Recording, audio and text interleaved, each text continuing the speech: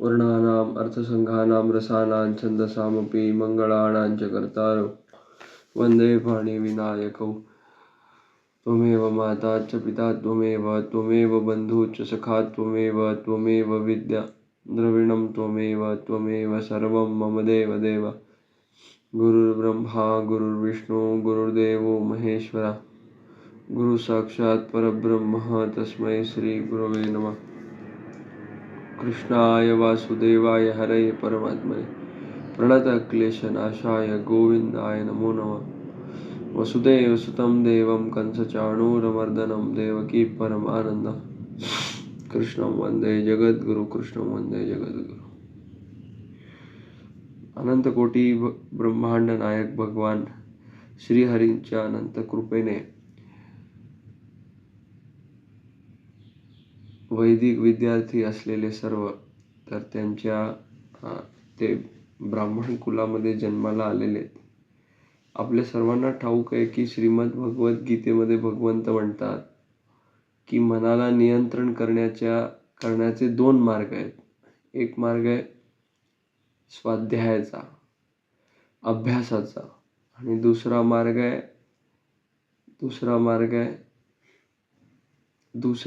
आहे त्यागचा।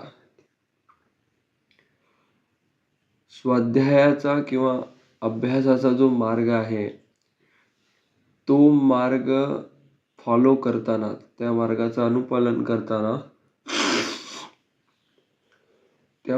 अनुपालन करताना एखाद्या माणसाला आयुष्याच्या रेसमध्ये जेव्हा त्याला यश प्राप्त होत नाही तर अर्जुन भगवंताला विचारतात की त्याची दुर्गती होते की काय, त्याचं काय होतं, जो तुला प्राप्त होत नाही त्याला काय होतं? तर भगवंत म्हणतात तो कुठल्याही जन्मात नुकसानाला किंवा काय म्हणतात त्याला, जो कुठल्याही जन्मात नुकसानाला म्हणजे विपरीत परिणामांना प्राप्त होत नाही। म्हणजे काय, मला सांग असा कुठला क्षेत्र आहे की ज्याच्यामध्ये आपण पाय ठेवला आणि आपण काय करो किंवा न करो आपलं चांगलंच होणार आहे। काल स्वामीजी बोलता बोलता एक वाक्य बोलून गेले तिकडे सगळ्या आपल्या केशव गुरुजींचा वाढदिवस साजरा करताना की गंगा में डुबकी आणि ब्राह्मण देवताशी जे काही आपण लोकाचार करतोय त्या दोन्ही स्थितीमध्ये तुम्ही फायदा करून घ्या किंवा नाही करून घ्या। म्हणजे काय, गंगेमध्ये डुबकी मारून बाहेर आलं तर काय झालं, पवित्र झाला, आणि गंगेमध्ये डुबकी मारला आणि बाहेर येऊ शकला नाही रामकृष्ण हरी तर काय झालं, तरी परम कल्याण झालं। आणि ब्राह्मण देवताला काही अमुक वस्तूचं दान केला किंवा त्यांच्याकडून अपेक्षित अशी सेवा नाही आली एखाद्या कामामध्ये तर ती सेवा भेटो किंवा न भेटो त्यांच्याकडून तो अनुष्ठान यथार्थरित्या प्राप्त हो किंवा न हो, का, कारण तुम्ही ते वर्णी देता ना, सुपारी वर्णी देता, वर्णी दिल्यानंतर ती जबाबदारी कोणाची झाली, आता ती त्या ब्राह्मण देवताची झाली। तुम्ही सेवा केली की तुम्हाला तुमचं तेवढं फळ भेटणार आहे, तुम्हाला ते परिणाम भेटणार आहे। तर असा कुठला क्षेत्र आहे जगामध्ये की पाय ठेवला की त्याच्यात परम कल्याणच होणार आहे, तो हा क्षेत्र आहे। का हा क्षेत्र आहे, कारण हा आपल्याला ब्रह्माशी जोडणार आहे, भगवंताशी जोडणार आहे, आणि इतकंच नाही तर तो सामर्थ्य देणारा आहे जो तुम्हाला केपेबल करतो, लायक करतो की तुम्ही इतरांना पण भगवंताशी जोडू शकाल। हा सामर्थ्य प्रत्येक व्यक्तीमध्ये आहे का, प्रत्येक कुळामध्ये आहे का, प्रत्येक वर्णामध्ये आहे का, नाही। प्रत्येक वर्णामध्ये हा सामर्थ्य आहे की तो स्वतःचा परम कल्याण करू शकतो। उदाहरणार्थ असे अनेक भक्त मंडळी आहेत जे तृतीय वर्ण, चतुर्थ वर्णामधले झालेले आहेत, द्वितीय वर्णातले झालेले आहेत, बरोबर आहे का नाही? मीराबाई काही ब्राह्मण देवी होती का? अजामिल काय ब्राह्मण देवता होता का? परत आपले अनेक संत जे आहेत ते काय ब्राह्मण देवता होते का? भिलणी जी होती, कोण?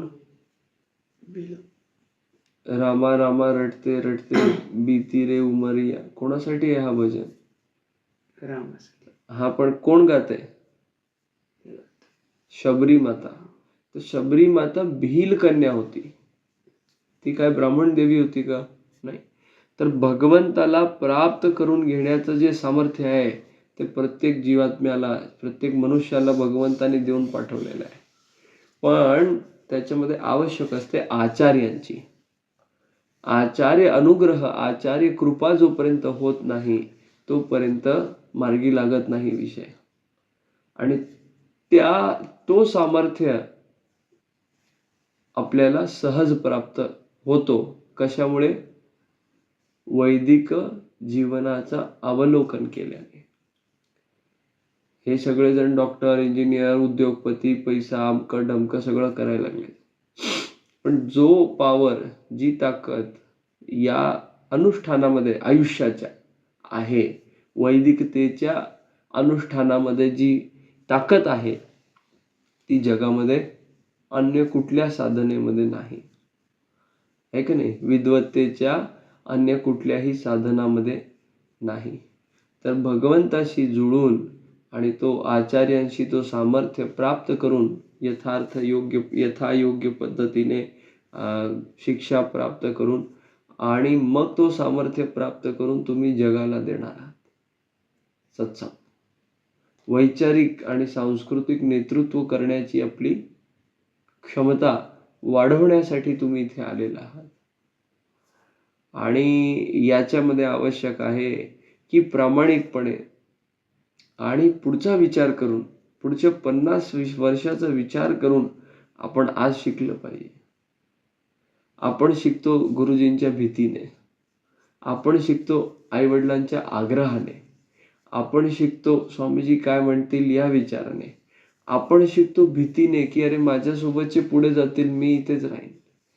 आपण शिकतो या उद्दिष्टाने की मला बाहेर जाऊन तर कर्मकांडच करायचंय, मला तर पोथी वाचायची. आपण या दृष्टिकोनातून शिकतो. पण खरा दृष्टिकोन असा आहे की आपण समाजाचा वैचारिक नेतृत्व करणार आहोत. वैचारिक नेतृत्व म्हणजे काय? समाजाने कुठल्या दिशेने विचार केला पाहिजे हे आपण त्याला सांगणार आहोत.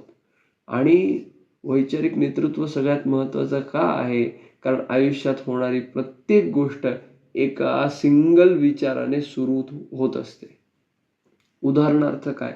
मला भूक लागली म्हणून मी जेवतोय, पण भूक लागायचा विचारच आला नाही तर मी जेवणार का? नाही जेवणार. आवश्यकतेनुसार मी काम करतो, पण त्या आवश्यकतेचा विचार, त्याचा बोध होण्याची आवश्यकता आहे.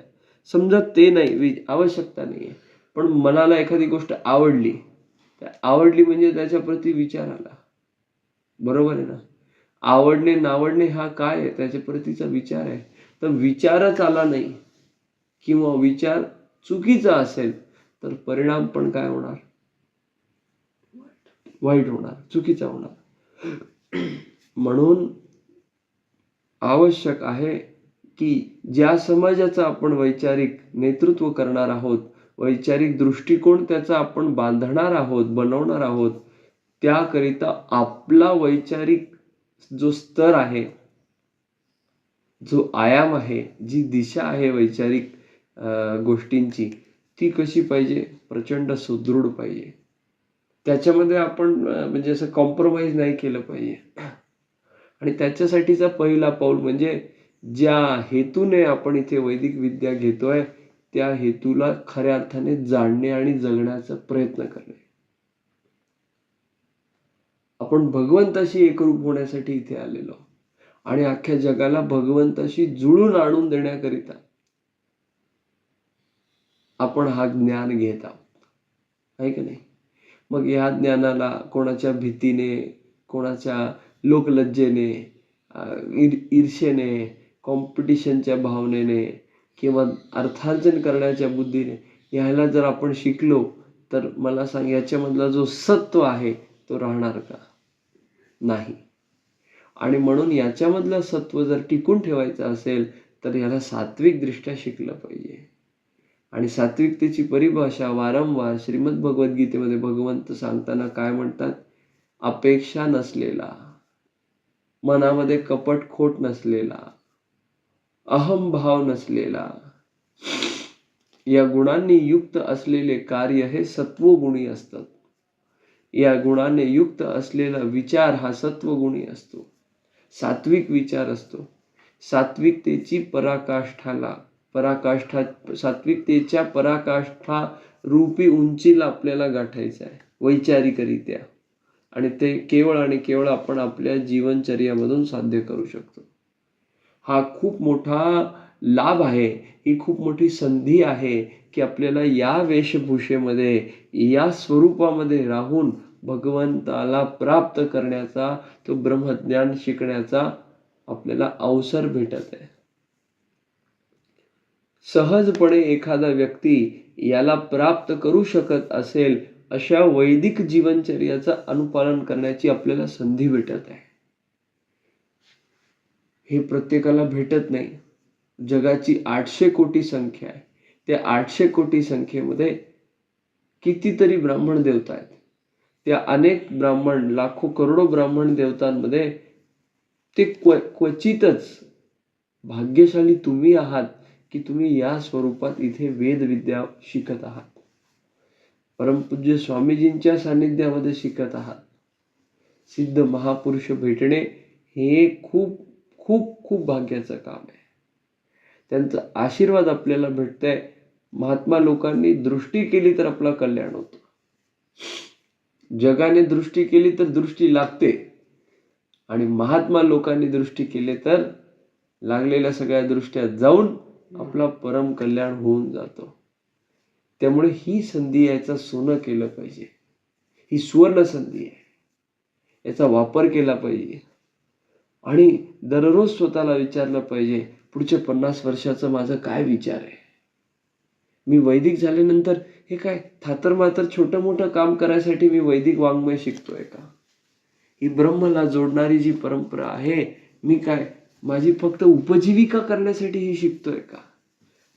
अरे एक तर कुत्रं, डुकरं, मांजरं यांना उपजीविका घेण्यासाठी, उपजीविका कमवण्यासाठी काय लागतं? ते पण खातात, ते पण झोपतात, ते पण प्रजाती पुढे वाढवतात. मग ते सगळंच करायसाठी जर आपण एवढ्या दिव्य ज्ञानाला शिकत असलो धनार्जन, तुच्छ धनार्जन करण्यासाठी, तर मग काय अर्थ राहणार आहे? कुत्र मांजरे पण आपला संसार करतात की रे? कुत्र मांजरं पण आपला संसार करतात. मग तोच संसार त्याच प्रकारे करण्याकरिता आपल्याला धनार्जन करत, विशेष रूपाने त्याच्यासाठी धनार्जनासाठी प्रयत्नशील जर राहावं लागत असेल तर त्या धनार्जनाला काय उपयोग? आणि अशा त्या तुच्छ धनार्जनाला प्राप्त करण्यासाठी आपल्याला जर का साध्य करण्यासाठी या ब्रह्मला जोडणाऱ्या वाङ्मयाचा उपयोग जर करावा लागत असेल तर त्याचा काय उपयोग? म्हणजे हे कसं झालं? आपल्याकडे सोनं आहे आणि भाजीपाला घ्यायला चाललो आपण आणि सोनं द्यायला लागलो, असं झालं ना. जगाच्या या वस्तू तुच्छ आहेत, आवश्यक आहेत. भाजीपाला काय सोनं खाऊन माणूस जगू शकत नाही, पण भाजीपाल्याचं मोल भाजीपाल्यासारखं असावं. सुवर्ण वाटत बसल्याने भाजीपाल्याचा तर मोल वाढत नाही, पण तुमच्याकडे असलेल्या सोन्याचं मोल काय होतो? कमी होतो. वाटप केलं, भाजीपाला घ्यायला गेला आणि तिथे सोनं वाटायला लागलं, तर भाजीपाल्याची किंमत वाढणार आहे का? नाही. पण सोन्याची किंमत काय होऊन जाणार आहे? कमी होऊन जाणार आहे. आलं का लक्षात? मग हा सोना भाजीपाला घेण्यासाठी, वाटप करायसाठीचा नाही. जीवनचर्या प्राप्त करण्यासाठी किंवा जीवनचर्या जगण्यासाठी, आयुष्य घडवण्यासाठी प्राप्त करण्याचं नाही आहे. त्यामुळे आपण विचार केला पाहिजे की आपण इथे कशासाठी आलेलो आहोत, आपण काय प्राप्त करणार आहोत, आणि हे प्राप्त करून आपल्याला पुढे प्राप्त काय करायचं आहे हे आवश्यक आहे की आपण आजपासून, या क्षणापासून आणि अगदी खालच्या टोकापासून विचार करायला पाहिजे. आलं लक्षात? मग काय विचार करणार? रोज उठून काय विचार केला पाहिजे? जितक्या नियमितपणे आपण संध्या करतो तितक्याच नियमितपणे आपण हे विचार केला पाहिजे की मी हे जे अद्भुत ज्ञान शिकत आहे याला शिकून मी काय साध्य करणार आहे, हे मी का शिकतोय. या जगामध्ये धाकाधुकीच्या जेव्हा सगळेजण एकमेकाचा पाय ओढण्यात लागलेले आहेत, एकमेकाच्या ताटातलं कसं मला खाता येईल त्याचं भागाचं माझं किती वाढवता येईल ह्याच्या मागे ते विचार करत आहेत, अशा स्थितीमध्ये गृहत्याग करून आई वडिलांना सोडून आपण इथे तप करण्यासाठी आलेलो. काल स्वामीजींनी सांगितलं ना, वेदश्री तपोवनचा अर्थ काय आहे.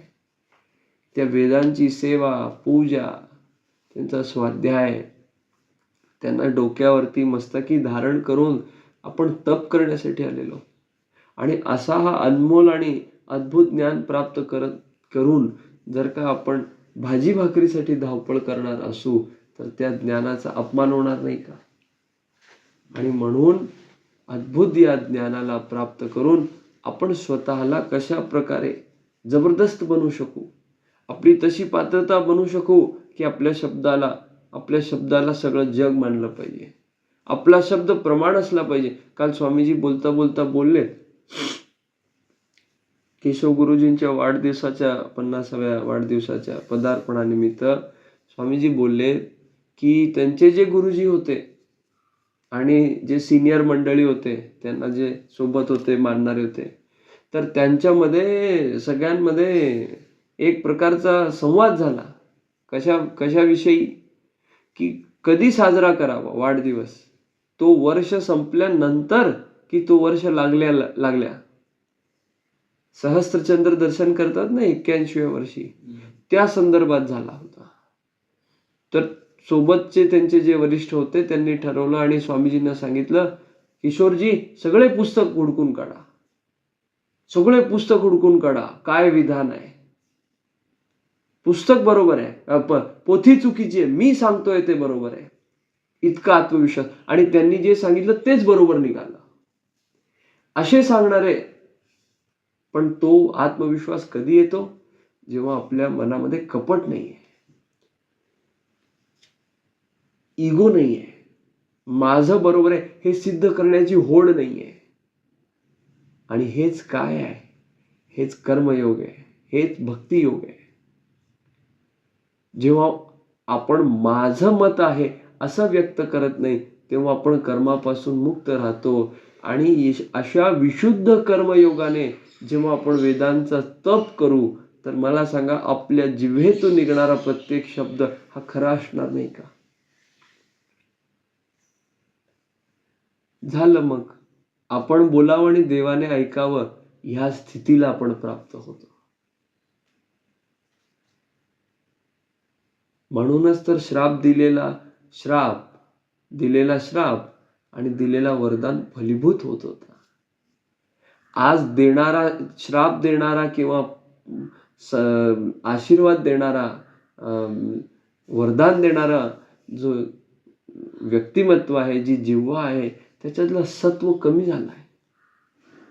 कारण तसं आचरण नाही आहे, मनामध्ये तशी दृढ भावना नाही आहे.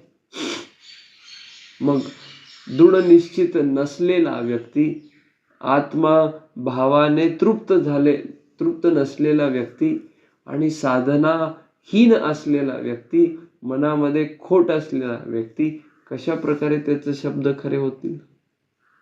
मग वैचारिक नेतृत्व करताना आपला शब्द पडला नाही पाहिजे, लोकांनी त्याला डोक्यावर धरून आणि मग आयुष्य जगलं पाहिजे.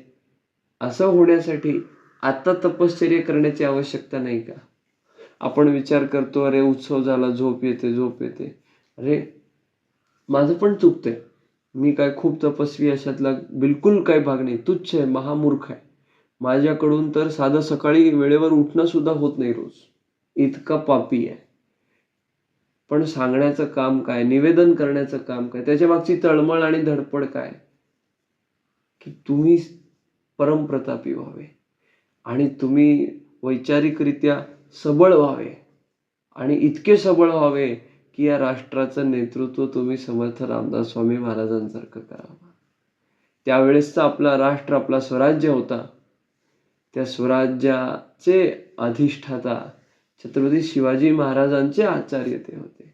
आचार्यांची ही ताकद आहे. चंद्रगुप्त मौर्याचं आपण नाव घेतो, पण चंद्रगुप्त मौर्य कोणामुळे घडले तर चाणक्य सारखे आचार्य होते म्हणून घडले. त्यामुळे ही खूप महत्वाची जागा आहे. साखरेला मुंग्या लागतात अशा प्रकारे आज सगळं जग इथे वेदश्रीला मुंग्यांच्या भोवती लाईनीत थांबलेलं असतं. मुंग्यांच्या सारखं. पण या स्थितीला प्राप्त करण्यासाठी फक्त भगवा घालून बसून होत नसते. निष्कपट मनाने समाजासाठी चिंता करून आपला प्रत्येक क्षण भगवंताला साक्षात मानून जगाच्या हिताकरिता रत राहिलेला माणूस, अशी स्थिती जेव्हा आपली कायम होते ना तेव्हा, आणि वैदिक वाङ्मयाने ही स्थिती प्राप्त करणं शक्य आहे. आणि त्याला बळकटपणा येतो, त्याला एक ऑथेंटिसिटी येते. बघा ना, आजीबाईला पण काय घरातले नुसके माहीत असतात की सर्दी झाली तर काय करावं, ताप आला तर काय करावं. पण एखादा डॉक्टर जेव्हा देतो त्या वाङ्मयाला खऱ्या अर्थाने शिकलेला वैद्य, तर त्याची महिमा जास्त असते का नाही. भजन करा भजन करा, सगळे कथा घेऊन बसलेत, भरपूर व्यासपीठावरती भजन करत सगळ्या लोकांना नाचवायला लागलेत. काय त्याचा परिणाम तर असणार भजनचा, पण तो परिणाम नसणार जो वैदिकांच्या माध्यमातून, जो या ज्ञानगंगेच्या माध्यमातून होणार आहे. पण त्या सगळ्या चर्चेची प्रथम पायरी म्हणजे आज आपण जे जगतोय त्या जगण्यामध्ये परम सात्विकता असली पाहिजे, परम त्याग असला पाहिजे. हावरटासारखं अमुक गोष्ट खातोय आपण, हावरटासारखं आपण आपल्या जीवनामध्ये आळस्य आणि प्रमादचं आपण वरण केलेलं आहे. अरे क्रिकेट तर पाहिजेच, अरे सुट्टी तर पाहिजेच, अरे दिवसा जरा झोप तर पाहिजे. काय सांगतो आपण स्वतःला, सकाळी 4 वाजता उठलो.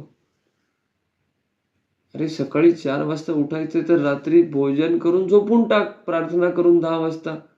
काय का असो ना, भूकंप येऊ ना, तुला काय करायचं. पण मी सकाळी लवकर उठतो हा दुपारी झोपण्याचं कारण असू शकतो का. दुपारी झोपणं हे काय आहे, राक्षसाचं काम आहे, शास्त्र सांगतात. मग मला काल एकाने म्हणलं स्वामीजी झोपतात की, म्हणलं स्वामीजी झोपत नाहीत, ही जस्ट लाईज डाऊन, विश्राम करतात, झोपत नाहीत. ते ऑनलाईन असतात, काम करत असतात त्यांचं. सकाळी किती वाजता सीन केलंय मेसेज स्वामीजीने माझं, 3:45 वाजता, 4:15 वाजता काहीतरी ऐसा आहे. किती वाजता गेले इथून स्वामीजी, 10 साडे 10 वाजता इथून गेले, 11:30 वाजता धर्मश्रीला पोहोचले, आणि 3:45-4 वाजता ते तिथे काय जाऊन लगेच झोपले असं पण नाहीये. ही सत्वाचा प्रताप आहे. इथे असलेला प्रत्येक विद्यार्थी स्वामीजींसारखा व्हायला पाहिजे, किंवा किंबहुना त्याच्याही पेक्षा श्रेष्ठ व्हावा. पण त्याच्यासाठी आवश्यक आहे आत्ताची तपश्चर्या. हे दिवस गेले, आपण मोठे झालो तर पुन्हा तपश्चर्या करायला वेळ लागत नाही, खूप मागे प्रपंच लागतो. तुम्ही विवाह करा किंवा न करा, समाजाला आणि परिवाराला तुमच्याकडून अपेक्षा राहतात. सगळं सोडून निघून जाणं हे शक्य नसतं, सोपं नसतं, ते प्रत्येकाला सहज शक्य नसतं. त्यामुळे आता आपल्याला हे सगळं चांगलं भेटत आहे का नाही, बाकी वेदविद्यालयांपेक्षा आपल्याकडे सुलभता आहे का नाही, त्याचा पुरेपूर उपयोग करावा, उपभोग नाही. आता या चकचकीत वातावरणाचा उपभोग केला तर नंतर आयुष्याचा उपयोग करण्या इतक्या लायकीचे पण आपण राहत नाही. असं मला वारंवार वाटतं की भाजीपाले घ्यायला गेल्यानंतर सोनं त्याच्या बदल्यात द्यायचं नसतंय. कर्मकांडाच्या बदल्यामध्ये तुच्छ सुवर्ण, तुच्छ दक्षिणा घेण्यासाठी आपण हा वैदिक वाङ्मय, हा वैदिक ज्ञान शिकत नाही, हा ब्रह्मज्ञान आहे. समाजाला नेतृत्व वैचारिक आपल्याकडून व्हावा यासाठी आपण हे शिकतोय. आणि काल स्वामीजींनी वारंवार सांगितलं, 5-10 वर्ष 15 वर्षात फक्त आपल्याकडे मग तुमच्याकडे येणारा जो काय म्हणतात त्याला यजमान आहे, जो भक्त आहे, हात खाली करा, तो तुमच्याकडे जेव्हा येतो तर फक्त भजन करा, कीर्तन करा, दासबोध वाचा, पोथी वाचा, माळ करा, जप करा, दीक्षा घ्या, एवढंच तुमचा कार्यक्रम नाही आहे. वैचारिक म्हणल्यानंतर त्याच्या आयुष्याच्या सगळ्या दिशांमधून तुम्ही त्याला मार्गदर्शन करण्याची आवश्यकता आहे. त्याच्या व्यक्तिगत जीवनामध्ये त्याला काय अडचणी आहे, त्याच्या पारिवारिक जीवनामध्ये त्याच्या काय अडचणी आहे, त्याच्या व्यावहारिक जीवनामधल्या, व्यापारिक जीवनामधल्या काय अडचणी आहे, या सगळ्यांचं समाधान तुम्ही करणे अपेक्षित आहे. एक काउन्सिलर कसा असतो शाळेमध्ये, एखाद्या मुलाला कमी मार्क पडले, मग त्याला समजवतंय, बुजवतंय, मग अजून त्याला प्रयत्न करायला लावतंय, थोडं पेपर त्याला सोपं करतंय, असं करून त्याला सपोर्ट करतात आणि त्याला त्याच्यातून बाहेर काढतात आणि मग तो उंच भरारी घेतो. सगळे विद्वान जे आज ज्यांना आपण विद्वान म्हणून ओळखतो ना, ते सगळे ड्रॉपआउट आहेत, शाळेतून हाकलले गेलेले पोर आहेत. ते सगळे विद्वान कुठल्या का क्षेत्रातला असो ना. आज ज्या प्रेमानंद महाराजांचा आपण सगळा जग उदो उदो करतो, अख्खा जग त्या वृंदावनमध्ये पडून आहे. तिथे कुठून कुठून लोक येत नाहीत, कोण महात्मा गेले नाही असं नाही, पण एक काळ त्यांच्या आयुष्यातला अनेक वर्षांचा, अनेक दशकांचा असा होता की साधं मधुकरी देणारं कोण नव्हतं. गंगा किनारे पडून भजन करून 1 दिवस, 2 दिवस, 3 दिवस, 4 दिवस फक्त गंगाजळ पिऊन पण दिवस काढायला लागले होते त्यांना. हे लक्षात घ्या तुम्ही. अभी सजा तो आगे मजा, और अभी मजा तो आगे सजा. आणि ती सजा असं हे कुठे सजा आहे बघा की किती भारी लोक बंगले करून राहायला लागलेत, गाड्या घेऊन फिरायला लागलेत, आयफोन वापरायला लागलेत. ही सजा मजाचा विषय नाही आहे. अरे ब्रह्मज्ञान प्राप्त केल्यानंतर आपल्या आयुष्याचा एकमेव उद्दिष्ट काय आहे? आत्मा का परमात्मा से मिलन, जीव का शिव से मिलन, नर का नारायण से मिलन. ते करायसाठी आपण आलेलो आहे. ती परमप्राप्य वस्तू आहे. हेच साध्य आहे. भगवत रूपी आत्मरूपी अंश त्या परमात्मा रूपी समुद्राशी एक होतो. बिंदू रूपी आत्मा परमात्मा रूपी सिंधू मध्ये एकरूप होतो. ह्यासाठी आपण आलो आहे. एका वाक्यात, एका शब्दात सांगायचं झालं तर भगवान भजण्यासाठी फक्त आपण या जगामध्ये आलेलो आहे. पण त्या भजन करण्यामध्ये आपली निष्ठा दृढ पाहिजे. ब्राह्मण कुलामध्ये, वर्णामध्ये जन्माला आल्यामुळे वेदविद्या घेऊन, वेदविद्येच्या माध्यमातून भजन करण्याचं आपलं परम कर्तव्य आहे ब्राह्मण बालकांचं. आणि आपण सर्वांच्या माध्यमातून हा व्हावा, ही स्वामीजींची तळमळ आहे. कारण हाच आपला कर्मरूपी धर्म आहे. याचा त्याग करून धंदे करत बसले, व्यापार करत बसले, कितीही जगाला गुटगुटीत वाटत असलं, कितीही सुखांचा उपभोग घेत असलो आजच्या धड्यामध्ये, तरी आपला हा कर्मरूपी धर्म नाही. कर्मरूपी धर्माचा पालन नाही करणे म्हणजेच काय? अधर्माचा वर्ण करणे. आता हे बाहेर बोलल्यानंतर लोकांना राग येतो, पण आतल्या आत इथे शिकवणाऱ्या प्रत्येक माणसाला हे माहिती आहे की हीच गोष्ट यथार्थ आहे. हीच गोष्ट यथार्थ आहे. ही गोष्ट कमी झाल्यामुळे पाप वाढलाय. कारण समाजाला वैचारिकरित्या दिशादर्शन करणाराच जो घटक आहे तो त्या प्रपंचामध्ये लागला.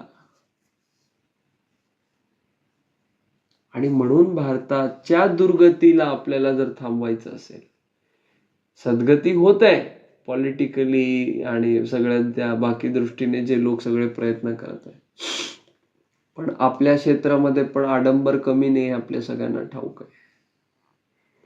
त्याचा शास्त्रांचा आश्रय घेऊन, पण आश्रय घेऊन म्हणजे काय? शास्त्र शिकण्याची आवश्यकता आहे. उगा 4 पूजा कशा करायच्या, 4 प्रकारच्या शिकलं, भूमिपूजन कसं करायचं, वास्तुशांती कसं करायचं, आणि ते नवग्रहाचं कसं करायचं, शांती कसं पाठ करायचं, असं शिकून झालं मग आपलं सत्यनारायण कसं करायचं, असं होणार नाहीये. आजही स्वामीजी वाचतात. काल काय म्हणले स्वामीजी? ब्राह्मणाचं काय कर्तव्य कर्म आहे? शेवटच्या श्वासापर्यंत, मरायच्या आदल्या दिवसापर्यंत वाचन केलं पाहिजे, ज्ञानार्जन केलं पाहिजे. आणि हे ब्राह्मणच नाही, प्रत्येक माणसाचं धर्म. वाचाल तर वाचाल, नाही तर खचाल. तर या बुद्धीने शिकण्याची आवश्यकता. 40,000 ग्रंथांची आपली लायब्ररी आहे, आपला ग्रंथालय. किती आपण त्यात वाचतो, किती आपल्याला कुतूहल आहे की ज्या परंपरेच्या दमवरती भारतामध्ये सुवर्णाचा धूर निघायचा, सुवर्णाची चिडिया बोलायची, दूध आणि छासच्या नद्या व्हायच्या, असा समृद्ध भारत होता. जास्त नाही, 100-200 वर्ष आधीपर्यंत. इंग्रज काय आहे ना, प्रचंड बुद्धिमान पण कपटीरित्या. आज तिथे जे काही वैभव आहे ते सगळ्याच सगळं भारतचा वैभव आहे. कसं राहावं हे सुद्धा अक्कल त्यांना नव्हती. म्हणजे लग्न व्यवस्थाच नव्हती. जनावरासारखं जे आता आज भारतात लिव्हिंग सुरू झालंय ना, विषय तुम्हाला जे ऐकायला भेटतंय, प्रत्येक महात्मा याची चिंता करतो. सगळ्या कथांमध्ये कधी व्यासपीठावरून अशा विषयांची चर्चा नाही झाली आजपर्यंत. पण आज दिवस आलाय. का आलाय? कारण आपण ही विद्या लोकांमध्ये जाऊन देत होतो, पण आपणच हे शिकलो नाही, या स्वरूपातच आलो नाही. पॅन्ट शर्ट घालून, कोटबूट घालून माझा कार्टा अमेरिकेत शिकतो म्हणायला लागलो. तुम्ही बघा ना, काढा लिस्ट, हे जे शिकतात बाहेर किती लोक कुठल्या वर्णातले आहेत. शेवटी बुद्धी भगवंताची देण आहे. फक्त वाचून जर सगळे शाणे झाले असते असं नसतं. आणि भगवंताची देण म्हणजे काय? आपले प्रारब्ध आहेत ना. आता मी अभ्यास केला तर मला परीक्षेत मार्क पडणार. मी अभ्यासच केला आणि मी मार्कांची अपेक्षा करतो, हा आजचा समाज झालाय. मग आम्हाला रिझर्वेशन द्या, मग आम्हाला ही सोय करा, ती. हे समाजाचे मूलभूत प्रश्न का निर्माण झालेत? आपण आपल्या कर्मरूपी धर्मापासून विमुख झालो. आपण म्हणजे वर्ण एक, ज्याचा हाच काम होता. आणि म्हणून आता तुमच्या माध्यमातून, वैदिकांच्या माध्यमातून तुमचं सशक्तीकरण झालं वैचारिक, तर तुम्ही वैचारिक समाजाचं अद्भुत मार्गदर्शन करू शकता. आणि विचाराने सगळं काही होतं. It all starts with a single thought. मग वैचारिकरित्या जर का आपला समाज सुदृढ झाला ना, तर हिंमत नाही कोणाची आपल्याला चॅलेंज करायची. आणि जे काल स्वामीजी बोलले की आपल्या डोळ्यासमोर आपण पाहू, काही 1-2 दशकांमध्ये भारत विश्वगुरु होईल. त्या मार्गावरती प्रयत्नशील आहे. मग त्या हवनामध्ये आपणही काही आहुत्या देऊ. आणि त्या सगळ्याची सुरुवात कुठून होते? तपश्चर्या, पूर्ण ज्ञानार्जनमयी आपला हा इथला जीवन असावा. आणि तशी आपल्याला सवय होऊन जावी. आचार्य विचारांनी, भाषणांनी शिकवत नाहीत. आचार्य आचरणांनी शिकवतात. मग त्यासाठी पहिला आपल्याला सवय व्हायला पाहिजे. काय का असो ना, असे आपल्या तीर्थस्थानांमध्ये अनेक महात्मा लोक आहेत. किती का वाजता रात्री झोपून सकाळी 2 वाजता उठतात. 2 वाजता भजन करायला उठतात. परवाच चुंडीवाले स्वामीजी, राजेंद्रदासजी महाराजांचं ऐकत होतो मी. तर ते बोलत होते, त्यांचे आचार्य म्हणायचे भक्तमालीजी गुरुजी महाराज आणि पहाडी बाबा महाराज. 2 ते 5 जी आहे सकाळची वेळ, ती भजन करण्याची वेळ आहे, साधना करण्याची वेळ आहे. कशी वेळ आहे माहितीये का?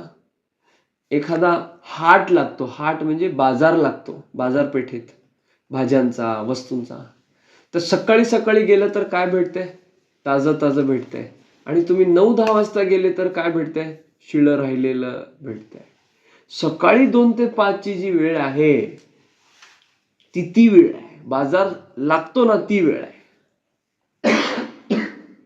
साधना करणाऱ्या सगळ्या आत्मा परमात्म्या त्या वातावरणात साधना करत असतात. एकदा का सूर्योदय झाला की प्रपंच सुरू होतो. विकार सुरू होतात ना. सूर्योदयानंतर रजोगुणाची वृद्धी होते म्हणून म्हणतात. सात्विक वेला ती आहे.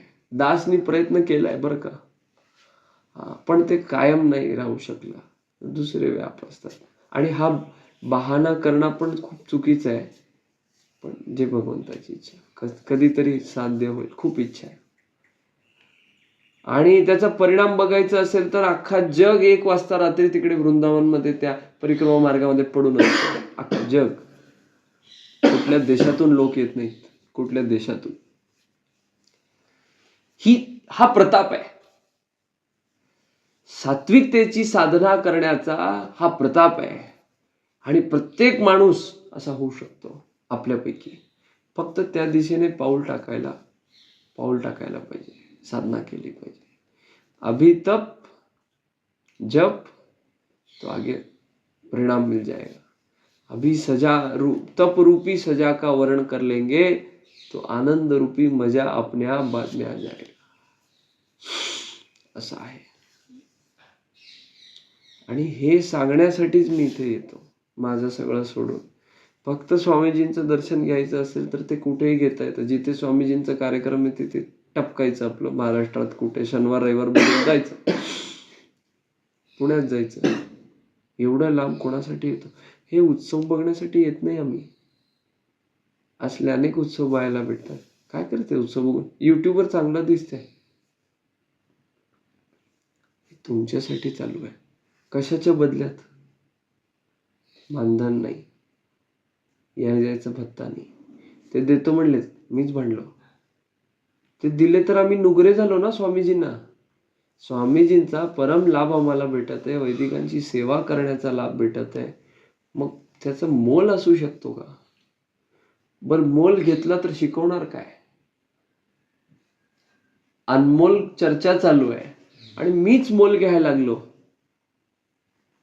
तो आचार्य पद पे अगर हम सिखा रहे हैं आपको, आचार्य आचरण से सिखाते. मी तुमच्या पॉलिटिशियन लोकांसोबत तुमच्यासमोर सेल्फ्या काढायला लागलो तर तुम्ही काय शिकणार आहे? माझे भरपूर फोटो आहेत, भरपूर लोकांसोबत आहे. मला पण एक आवड होती कधीतरी आपण, पण आपल्या कामाच्या दमवर आपण तिथपर्यंत पोचावं. न की ते स्वामीजींकडे आलेत आणि त्या दमवर आपण त्याच्या बाजूला ठेवून एक फोटो घ्या की म्हणावं. ह्याच्याने काय होतं? याचं मोल कमी होतं, या स्वरूपाचा मोल कमी होतो. करा ना असलं काम, होऊ दे ना तुमच्याकडून. येईल त्यांनी पण तुमच्या दारी एके दिवशी. अनेक आलेत, अनेक गेले.